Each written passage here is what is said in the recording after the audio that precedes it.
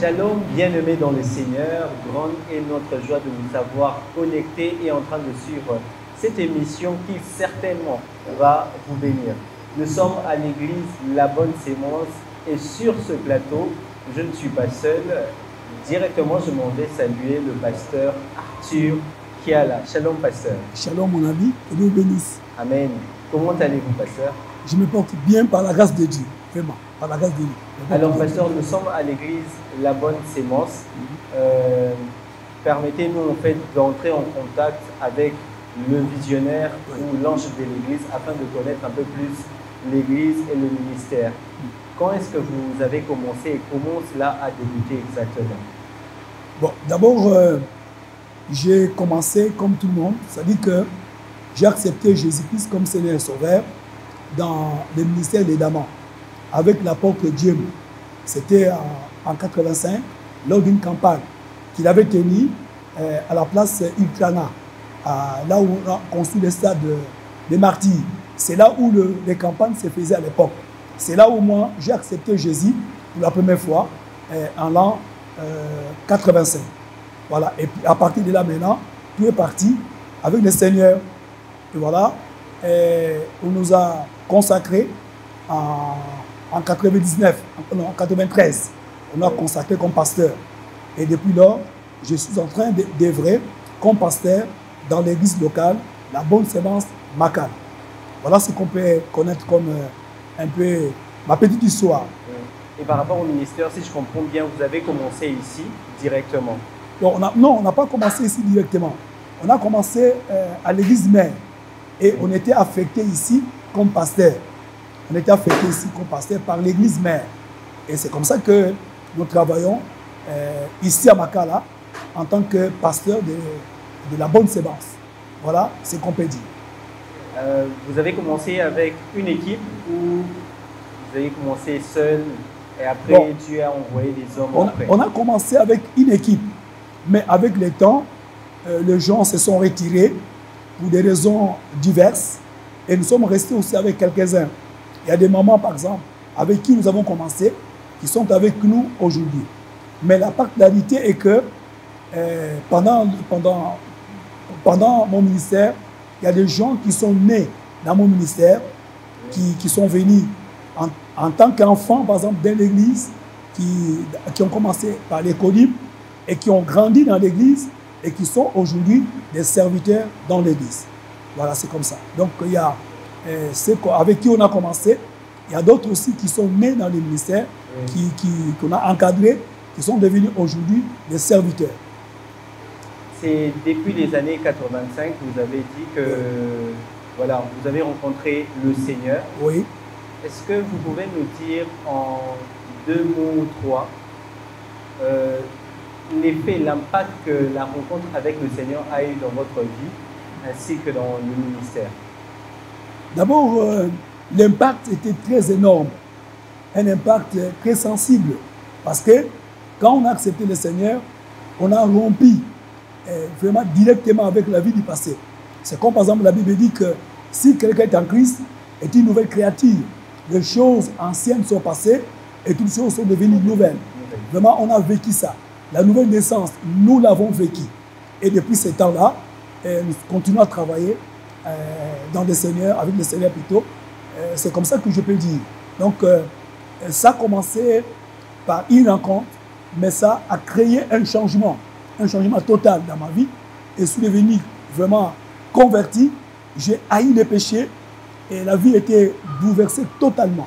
Et même ceux qui étaient autour de moi, ils ont témoigné qu'il y a un changement dans ma vie, que j'ai rencontré vraiment le Seigneur. Il y a quelque chose de nouveau qui s'est produit dans ma vie. Et jusqu'au jour, je continue à travailler dans ce rythme-là. Gloire à Dieu. Oui. Comme quoi, lorsqu'on rencontre Jésus, il y a un avant, il y a un après, il y a un changement palpable et remarquable par nous-mêmes d'abord, mais aussi par les personnes qui nous entourent. Nous prions que cela puisse être votre partage. Pasteur, parlons maintenant de la Pentecôte. Aujourd'hui, beaucoup de gens connaissent la Pentecôte parce que dans les églises, il y a comme, il y a une fête que l'on célèbre à l'église qui s'appelle la Pentecôte. Mais peu en saisissent la quintessence ou le sens. Qu'est-ce qu'un chrétien ou celui qui est en train de nous suivre peut retenir de la Pentecôte? Bon, merci beaucoup pour la question. D'abord, j'aimerais mieux que nous lisions un passage dans Lévitique, chapitre 23, verset 15 à 18. Le verset 15 dit ceci: « Depuis le lendemain du sabbat, du jour où vous apporterez la gerbe pour être agitée d'un côté et de l'autre, vous compterez 7 semaines entières. Vous compterez 50 jours jusqu'au lendemain du 7e sabbat, et vous ferez à l'Éternel une offrande nouvelle. Vous apporterez de vos demeures 2 pains pour qu'ils soient agités de côté et d'autre, et ils seront faits avec 2 dixièmes de fleur de farine et cuits avec du levain. Ce sont les prémices à l'Éternel. » Voilà. On peut s'arrêter là dans un premier temps. Alors, pour comprendre la fête de Pentecôte, quand on dit Pentecôte, il faut placer cela parmi les fêtes juives. Les fêtes juives. Parce que dans les calendriers juifs, il y avait des fêtes que le peuple juif célébrait. Alors, la Pentecôte était la 2e fête du point de vue importance. Et il y a d'autres fêtes, par exemple la Pâque. La Pâque, par exemple, est rappelée au peuple juif la sortie de l'Égypte, de la servitude, de la maison des pharaons. Et maintenant, pour nous, par exemple, l'Église, la Pâque, c'est la sortie de l'esclavage du péché. C'est la délivrance que Jésus nous a apportée par sa mort, par sa résurrection. Nous sommes délivrés du péché. Et voilà, c'est ça. Alors, la Pentecôte, toutes les fêtes d'ailleurs juives, préparaient le peuple juif à recevoir le Messie. Donc, on peut dire que toutes ces fêtes-là étaient la préfiguration de Christ. Donc, à travers ces fêtes-là, on célébrait le Messie qui devait venir. Voilà, c'est comme ça qu'il faut expliquer la fête de Pâques. Mais à l'origine, la Pentecôte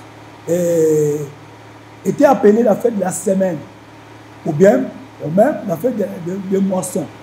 Moisson, pourquoi? Parce que cela s'est fêté après la moisson. Donc il y a l'année de on a semé, maintenant on devait récolter. Et au moment des récoltes, c'est là où on fêtait la Pentecôte. Là, il faut lire dans Exode chapitre 23, verset 16. On n'a pas le temps de lire, mais à l'occasion de la fête de chaque fête, cette fête juive-là, chacun apportait une gerbe, sa gerbe de récolte qu'il a agitée à l'église. Donc c'est comme ça. Et vous comprendrez que la Pentecôte ne commence pas le jour où le Saint-Esprit est descendu dans la chambre haute, où se trouvaient les disciples, les apôtres. Non. La Pentecôte commence bien avant ça. Oui, bien avant ça. Et c'était une fête où les Juifs se souvenaient que Dieu leur a donné une nouvelle saison, une nouvelle récolte. Voilà. Ils offraient à Dieu les prémices de leur récolte. C'est comme ça qu'ils fêtaient la Pentecôte. Donc, ce fut une fête d'action de grâce. On donne des actions de grâce à Dieu, les fruits de terre qu'ils apportaient à Dieu. La Bible dit, rendez grâce en toutes choses à l'Éternel. Et c'est comme ça que les Juifs le faisaient. Donc, la Pentecôte signifie 50e. En grec, le mot Pentecôte signifie 50e. Ça dit quoi? Et après le premier jour des récoltes, il fallait compter 50 jours pour fêter la Pentecôte. Ou bien, il fallait compter 7 sabbats. Il fallait compter 7 sabbats pour fêter la Pentecôte. Alors, pour nous, l'Église, la Pentecôte, c'est quoi? Pour nous, l'Église, la Pentecôte marque le début de la moisson d'âme. La moisson d'âme de Dieu dans le monde. C'est pour cela, par exemple, le jour de la Pentecôte, 3000 âmes étaient converties en un seul jour. Donc, c'est la moisson d'âme. Et aujourd'hui, par exemple, à l'église, la Pentecôte, c'est 50 jours après la Pâque. Il faut compter 50 jours après la Pâque. nous avons la Pentecôte. Pour nous, la Pentecôte, c'est un nouveau spirituel dans le Seigneur. C'est ça l'essence de la Pentecôte. Un nouveau spirituel dans le Seigneur. Je dirais même qu'un rafraîchissement spirituel dans le Seigneur. Un rafraîchissement spirituel. Donc, ça dit que notre âme doit être de nouveau offerte à Dieu. Nous devons offrir nos âmes à Dieu. C'est comme ça qu'il faut comprendre. Je peux même aller plus loin en disant que pour nous, la Pentecôte, c'est la marque, le début de la dispensation spirituelle, la dispensation spirituelle. Donc la dispensation de l'Esprit. L'Esprit, c'est ce jour-là où a commencé, donc tout témoin de Christ peut recevoir les baptêmes dans le Saint-Esprit, le don spirituel. C'est comme ça qu'il faut situer la Pentecôte pour nous. Dans ce que l'Esprit est offert à tout témoin de Christ. C'est ce que Jésus a prédit dans Actes chapitre 1er, verset 8, que vous recevez une puissance, le Saint-Esprit survenant sur vous et vous serez mes témoins. Voilà, donc cela est concrétisé par le jour de la Pentecôte. Oui, donc c'est pour ça, par exemple, dans la prédication de Pierre, ce jour-là, il a dit que la promesse de Joël 2, 28, était accomplie. Qu'au dernier jour, je répandrai mon esprit sur toute chair. Et cela était accompli en partie le jour de la Pentecôte, où le Saint-Esprit est descendu sur toute chair. Parce que dans l'Ancien Testament, rappelez-vous, mon ami, que le Saint-Esprit n'était pas donné à tout le monde. C'était donné seulement à une catégorie de gens qui servaient le Seigneur. Maintenant, le jour de la Pentecôte, le Saint-Esprit est répandu sur toute chair. Donc, une effusion du Saint-Esprit sur toute chair. Quiconque témoigne le nom de Jésus-Christ reçoit le Saint-Esprit. Voilà, c'est comme ça qu'on peut le Seigneur. De la fête juive à une fête chrétienne, comment expliquer cette transition? Devons-nous prendre en compte les deux éléments par rapport à votre réponse, c'est-à-dire que cela préfigurait le Messie, et c'est parce qu'il y a eu une moisson d'hommes que cela est devenu une fête chrétienne? Non, c'est-à-dire que j'ai bien de dire que les Juifs, quand ils célébraient cela, peut-être qu'eux-mêmes ne s'en rendaient pas compte, mais c'était une manière de les préparer à recevoir le Messie. Maintenant, nous avons le Messie. Et c'est là, donc ces fêtes-là, toutes ces fêtes-là, en fait, se sont accomplies dans la personne de Jésus. Donc pour nous, l'Église, nous disons que la Pentecôte, c'est le renouveau spirituel. Donc c'est la moisson d'âme. Donc à l'époque, les Juifs, c'était la moisson de ce qu'ils s'aimaient, la moisson de gerbes, de blé. Ils récoltaient cela. Mais pour nous, l'Église, c'est la moisson d'âme. Donc nous moissonnons des âmes. Donc le Saint-Esprit est sémé. Maintenant, c'est la moisson d'âme. C'est pour ça que nous comprenons. Amen. Ouais. Et quel est l'impact qu'a la fête de la Pentecôte dans la vie du croyant? Bon, aujourd'hui, malheureusement, beaucoup de chrétiens, ou même beaucoup d'églises, ne donnent pas une place importante à la fête de la Pentecôte. Et pourtant, ça devait être une grande fête. Parce que nous rappelons le jour où le Saint-Esprit est donné à tout le monde. Voilà. Alors maintenant, à partir de là, d'abord, son impact, c'est quoi aussi? L'Église a commencé le jour de la Pentecôte. L'Église est née le jour de la Pentecôte. Donc, on a commencé à gagner les âmes le jour de la Pentecôte. Donc, ça doit avoir un impact très important. Vous savez qu'avec le temps qui court, en Église, ce qui est spirituel, on privilège ce qui est peut-être un peu de rites, d'autres rites matériels, et ainsi de suite. Mais nous devons revenir. Parce que nous avons dit, j'ai dit dans mon exposé, c'est un rafraîchissement spirituel. Nous devons revenir à l'esprit. Et la Bible dit, celui qui a l'esprit de Dieu, c'est celui qui est enfant de Dieu. Vous voyez, donc marchez selon l'esprit et vous n'accomplirez pas les œuvres de la chair. Donc en fait, le Saint-Esprit, c'est lui qui dirige aujourd'hui l'Église. C'est le patron de l'Église, le Saint-Esprit. Et nous devons maintenant privilégier la venue du Saint-Esprit au monde. Malheureusement, comme je l'ai dit, nous, beaucoup d'églises ne donnent pas une importance considérable à cette fête. Mais c'est une fête très importante. Gloire à Dieu, gloire à Dieu. Nous sommes bénis par ce moment et nous marquons une petite pause. Nous serons encore bénis par une merveilleuse savante de Dieu qui sera en train de chanter et nous serons en train de célébrer le Seigneur ensemble. Nous le nom après ceci. Je porte en moi celui qui vit éternellement. Je porte en moi la nature divine. Je porte en moi le Créateur du ciel et de la terre. Je porte en moi le Maître de toutes choses. Il est vivant, vivant, vivant. Il agit en moi, il agit en moi. Il est vivant, vivant, vivant. Il agit en moi, il agit. Oh Jésus, Seigneur, toi tu agis en moi, Jésus. Seigneur, namona te mota yako luka yo nzambe. Azonga bongo Jésus. Mais voici dans ta présence, Père. Yaleba, Yahweh.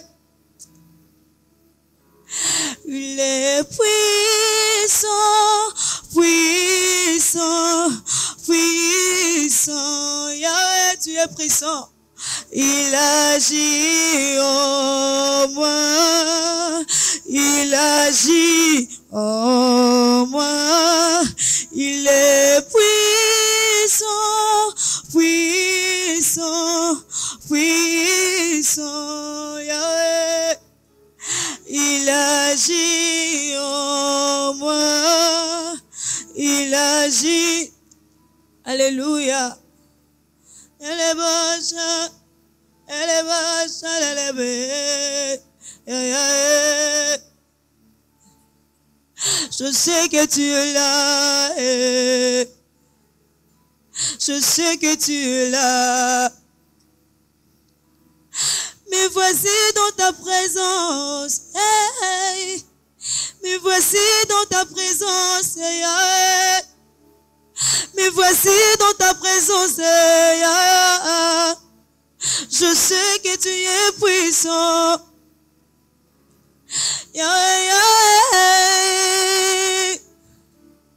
Naboya nyosa pona yo, naboya mokili pona yo.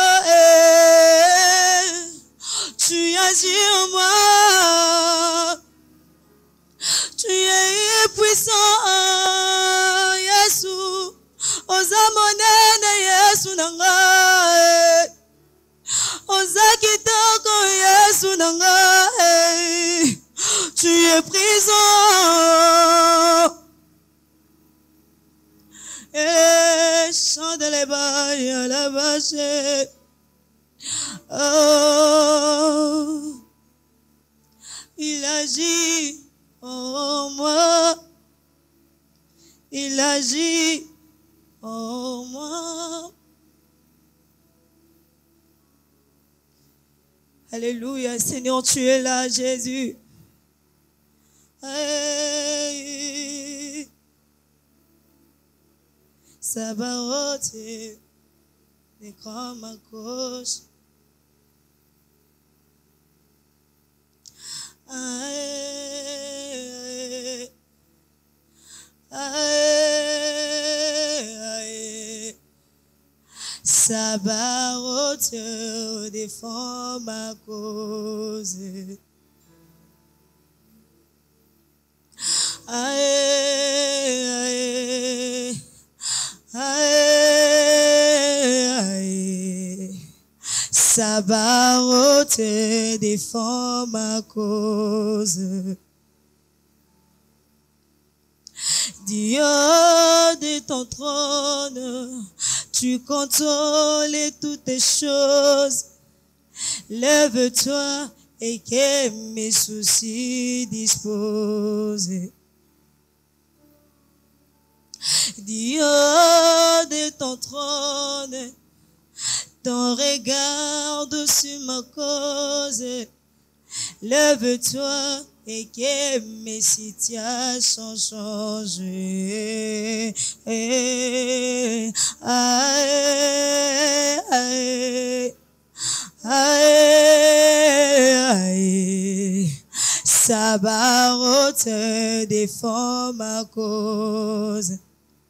Je suis à sa plaie, aïe, aïe, aïe, aïe. Sabaoth bundelangai. Sabaoth Yimelanga, telle est la prière que nous faisons au Seigneur et nous croyons que Dieu sera en train de se révéler particulièrement à vous et nous serons aussi en train de vivre votre Pentecôte autant que l'a vécu les apôtres à leur époque et jusqu'à aujourd'hui, plusieurs le vivent encore.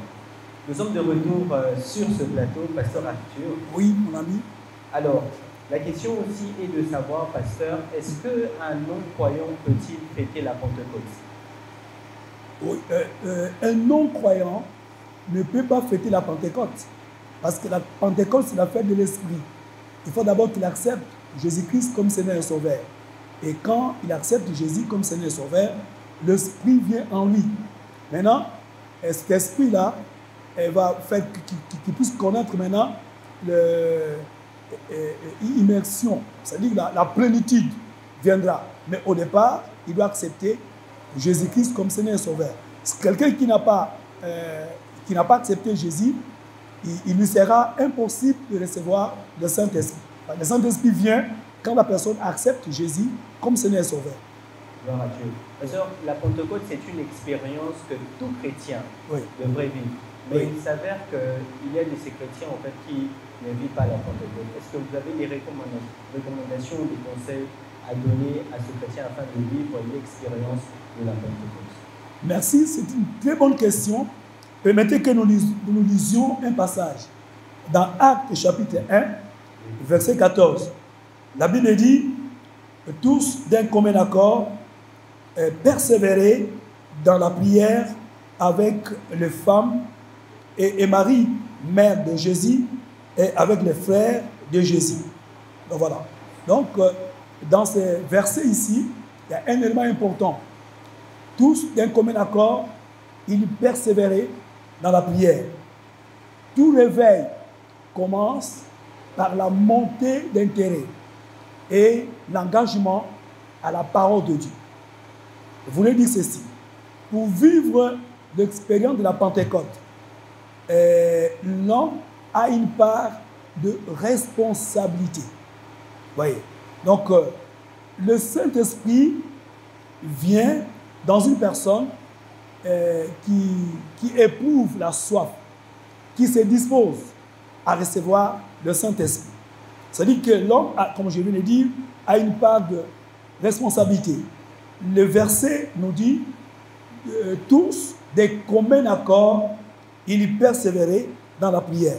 Donc tous ceux qui ont besoin de recevoir le Saint-Esprit, qui ont besoin d'une effusion de l'Esprit sur eux, donc pour acquérir la puissance nécessaire pour servir Dieu, ils doivent se mettre à la disposition du Saint-Esprit. Quelqu'un qui ne se met pas à la disposition du Saint-Esprit, eh bien, il ne recevra pas le Saint-Esprit. Il faut se disposer. Jésus a donné une parole. Il a dit, si quelqu'un a soif, qu'il vienne et qu'il boive, et le fleuve d'eau vive couleront. C'est-à-dire que là, Jésus a fait un appel à tous ceux qui ont soif. Si quelqu'un n'a pas la soif, eh bien, il ne viendra pas.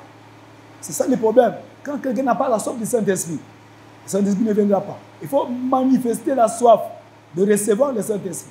Il faut se disposer. Et je peux aller plus loin. Il faut un engagement ferme à la volonté de Dieu à travers la prière. À travers la prière. Donc, je dirais ceci. La prière est la clé pour allumer la flamme de Pentecôte. C'est la prière. Donc, un intérêt excessif à la parole de Dieu. Et puis, se plonger dans la prière. Et de cette manière-là, le Saint-Esprit viendra dans la personne. Est-ce que l'expérience de la Pentecôte, c'est une expérience qui ne s'est vécue qu'une seule fois, ou c'est pour toute une vie? C'est-à-dire que aujourd'hui je reçois le Saint-Esprit, faudrait-il encore que je prie demain pour recevoir le Saint-Esprit, ou comment passer? Merci.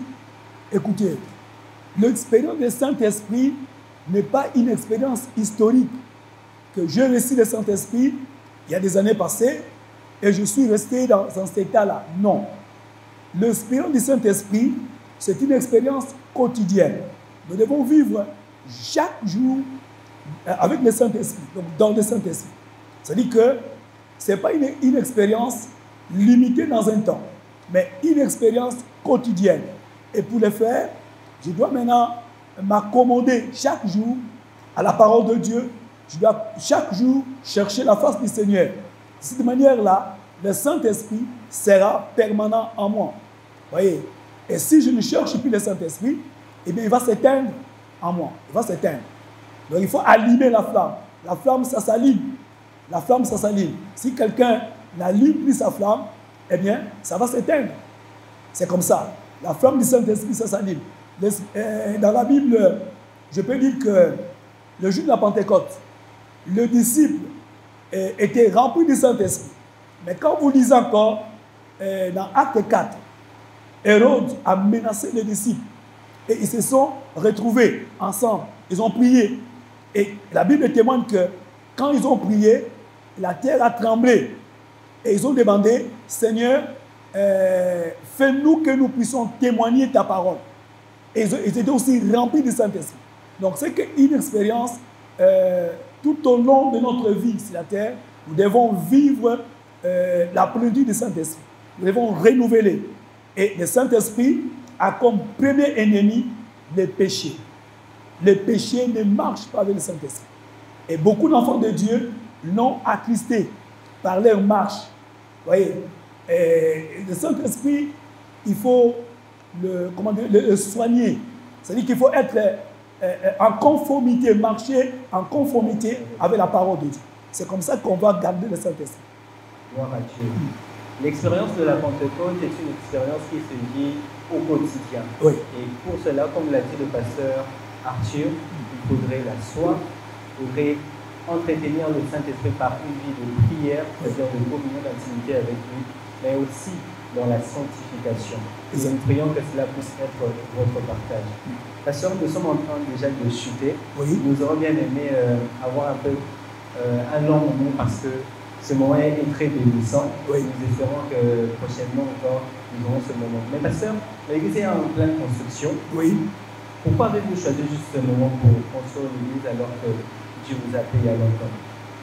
Mais ce n'est pas que quand Dieu m'a appelé et directement on a acquis le terrain. Non, c'est après, plus tard, qu'on a acquis le terrain. Et c'est après qu'on a commencé à construire. Nous sommes, comme vous avez bien dit, en pleine construction. Et si vous pouvez regarder, nous avons terminé le premier balcon. Et nous sommes en train maintenant de nous atteler à mettre les colonnes au milieu. Nous sommes là. Et c'est une occasion pour nous de lancer l'appel à tout enfant de Dieu qui nous écoute, que nous avons besoin d'un soutien. C'est comme par exemple dans la Bible, le roi suisse avait demandé à faire un appel à tout peuple de Dieu de retourner à Jérusalem, de bâtir les temples de Dieu. Alors nous lançons aussi l'appel à tout enfant de Dieu. Tout celui qui est animé par l'Esprit de Dieu, il peut nous soutenir dans cette œuvre. Donc, ce n'est pas la maison du pasteur Arthur mais c'est la maison de Dieu. C'est le temple de la bonne sémence. Vous voyez, le pasteur Arthur passera, mais le temple restera. Parce que c'est l'œuvre de Dieu. C'est comme ça qu'on peut dire. Et alors, pour ces personnes qui nous suivent, est-ce qu'ils peuvent connaître les difficultés que vous rencontrez durant les constructions? Bon, nous avons des numéros bancaires, des numéros aussi de réseaux par lesquels ils peuvent nous atteindre. Vous permettez que je donne le numéro? Bien sûr, allez-y, pasteur. Ok. D'abord, Raobank, nous avons le numéro 00 14 96 84 001 31. Je peux répondre. Raobank, notre numéro de contact, c'est 00 14 96 ou 96 84 001 31. À part ça aussi, nous sommes dans Orange Money. Là, c'est 089 99 83 97 4. Je peux répondre. Orange Money 089 99 83 97 4. Et enfin, Airtel Money. Airtel Money, c'est 09 90 ou 90, vous voulez bien, 09 90 63 93 67. Je peux répondre si vous voulez. Airtel Money 099 063 93 67. Voilà le numéro de contact. Donc, si vous êtes à l'extérieur, et tout, nous sommes accessibles aussi. Même si vous êtes aussi dans les pays, vous nous atteindre par des numéros que nous avons communiqués. Voilà, merci beaucoup. Et pasteur, permettez à nos internautes, les personnes qui nous suivent, de connaître un peu quelques difficultés que vous rencontrez lors de la construction. La première difficulté, c'est le manque d'argent. La première difficulté, c'est elle est financière. Vous savez que, bien aimé, nous œuvrons dans la commune de Makala. Et nos fidèles sont là, ont la bonne volonté. Mais il y a un problème, le revenu d'un chacun est très faible. Il y a la bonne volonté, mais le revenu d'un chacun est faible. Et c'est là maintenant qu'ils viennent accentuer nos difficultés financières.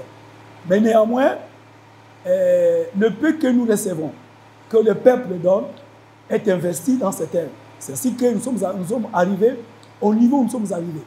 Voilà. Il y a aussi quelques amis de l'extérieur qui nous ont soutenus. Mais d'autres qui ont pris contact aujourd'hui avec nous, ils peuvent le faire par les numéros que nous avons donnés. Parce que la grande difficulté, c'est d'ordre financier. Si nous avons les finances, je crois que la construction va aller rapidement. Et même, je peux dire même, je n'ai pas peur de le dire, que nous construisons péniblement. Nous construisons avec sacrifice. Avec sacrifice. Et nous comptons sur le Seigneur. Mais si le Seigneur vous touche, vous contribuez à cette œuvre, vous en serez bénis. Merci beaucoup. C'est un appel pour vous, chers bien-aimés, de contribuer à l'œuvre du Seigneur qui est en pleine construction. Raison pour laquelle vous avez les coordonnées qui s'affichent exactement sur le bas de vos écrans. Prenez ces coordonnées et n'hésitez pas d'entrer en contact avec l'Église. Les coordonnées, comme l'a dit le pasteur, bien évidemment, nous avons le plus 243 pour Orange Money 89 99 83 974. Et pour Airtel Money, plus 243 99 063 93 67. Et pour Raobank, 0014 96 84 001 et 31. Pasteur, Oui. nous pouvons finir ce plateau sans pour autant que vous puissiez adresser une prière pour toutes ces personnes qui sont en train de nous suivre. Pourquoi pas une parole avant la prière, un conseil, une parole, tout en regardant votre caméra. Ce que je dois dire au peuple de Dieu, nous sommes au temps de la fin. Le Seigneur revient bientôt. Nous devons nous préparer. Et pour cela, nous devons garder le Saint-Esprit avec nous. Parce que le Saint-Esprit qui nous est donné est appelé à compte. C'est-à-dire que cela nous permettra, au retour du Seigneur, qu'on soit enlevé. C'est celui qui a le Saint-Esprit qui sera enlevé. Mais celui qui a attisé le Saint-Esprit, celui qui n'a pas le Saint-Esprit, celui qui est un chrétien charnel, il ne sera pas enlevé. Donc je dis au peuple de Dieu, c'est le moment de renouer avec le Saint-Esprit. C'est un temps de rafraîchissement, de vivre dans la proximité de Dieu. C'est un moment que le Seigneur nous donne parce que nous sommes au temps de la fin, comme je vais le dire. Alors nous devons garder la présence du Saint-Esprit. La Bible dit, ne vous enivrez pas du vin, c'est la débauche. Soyez remplis du Saint-Esprit. La débauche aujourd'hui, c'est quoi? C'est le monde qui nous entoure. C'est tout ce que nous connaissons comme suie dans le monde. Nous devons fuir cette suie-là pour nous attacher à Dieu. Le fait que le jour où le Seigneur viendra, que nous soyons enlevés et que nous puissions les rejoindre dans les airs. Voilà le message que je donne au peuple de Dieu qui nous suit pour le moment. Donc, le moment de renouer avec le Saint-Esprit. Renouons avec le Saint-Esprit.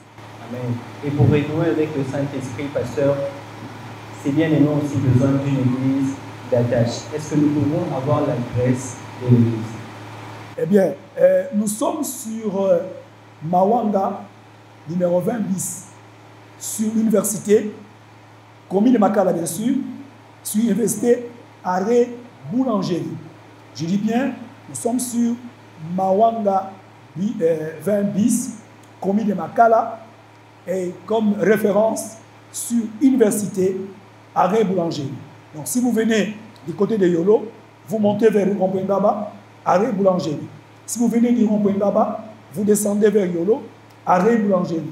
Et que vous entrez sur la ville de Mawanga, au numéro 20, c'est là où nous travaillons.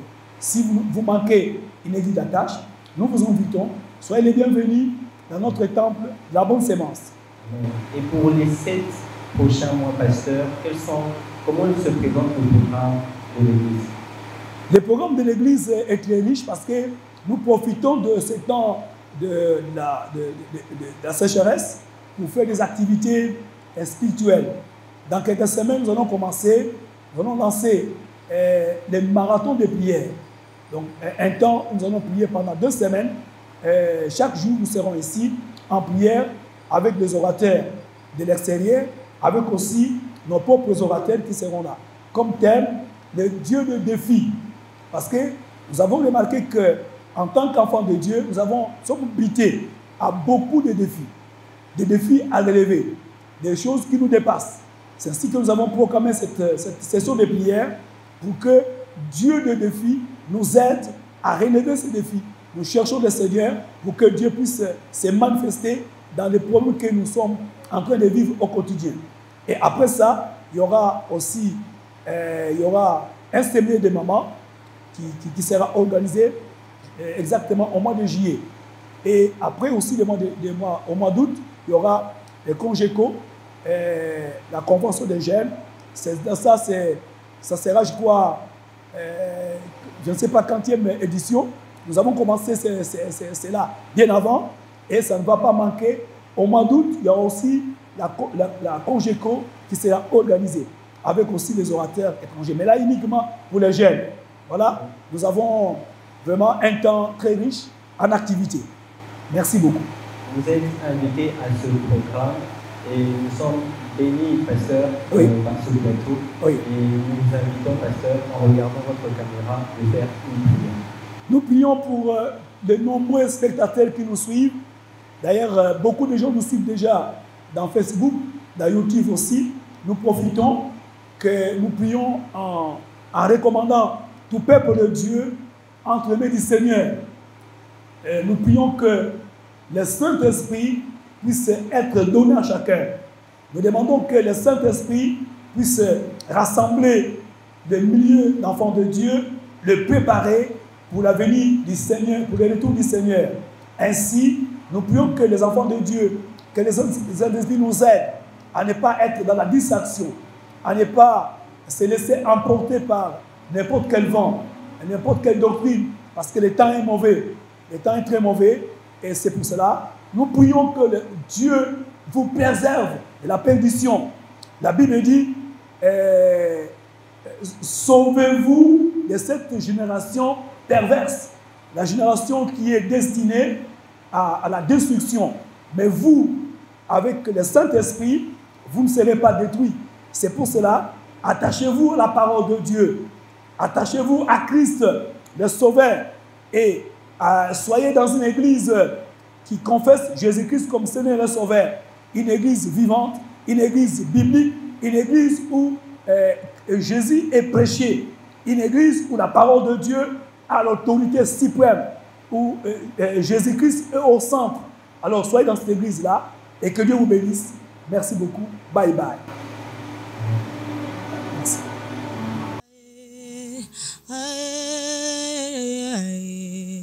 Sabaoth défend ma cause.